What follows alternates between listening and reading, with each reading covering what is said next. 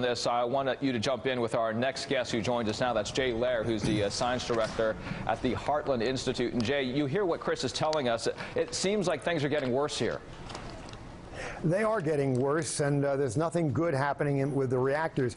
But you described earlier a potential cloud of nuclear radiation hanging over Japan. That cloud is not going to be life-threatening, and I think it does no good for the Japanese people to increase the crisis mentality. We're going to have more stress-related illness as a result of what's going on at the nuclear plants than we're going to have radiation illness. There is radiation leaking out, but it's low level. It dissipates rapidly. The numbers we've heard near the plant have been high, still not impacting health, but as you move a few miles away, it drops dramatically.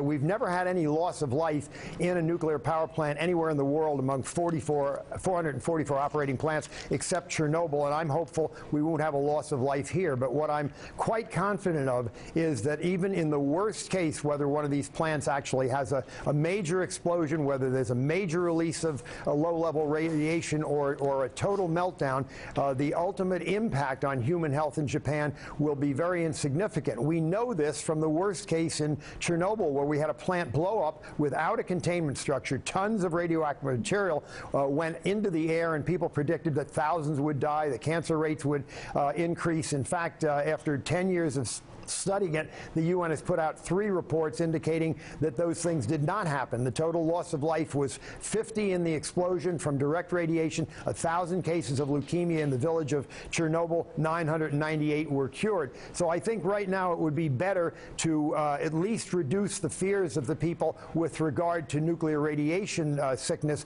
Their biggest problem is going to be pollution, waste disposal, and disease, which is devastating enough. Well, Jay Lehr, it's Chris Jansing here in Japan, and let me ask you about the situation as it stands right now, because we've had 3 explosions there. We've had a number of fires. We have a situation where we saw that the workers were pulled out. What can be done at this point to avert making this crisis become even bigger, turning this into really a true nuclear disaster of tremendous proportions, something approaching Chernobyl? Chris, really, when you talk about a true nuclear disaster, you're basically equating a nuclear power plant to an atomic bomb. That's what's in people's mind. The nuclear industry has done a terrible job of educating people the last 30 years about what a nuclear power plant is. The worst case situation is really losing these plants totally, not ever getting power from them again.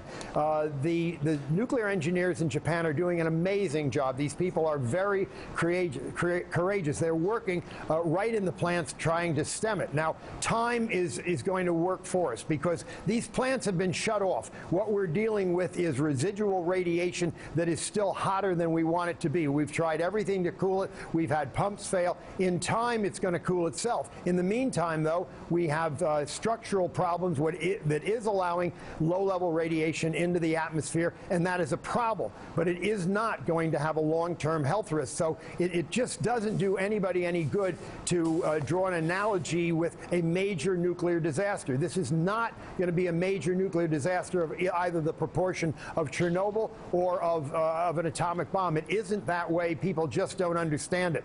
Right. So, Jay, what you're saying is be careful with the caution and the panic right now. We need to approach this in a logical fashion. Jay Lehr, thank you very much for stopping by today. Chris Jansing, of course, will be checking back in with you about Chernobyl and 3 Mile Island very shortly. Thank you both. Now, a major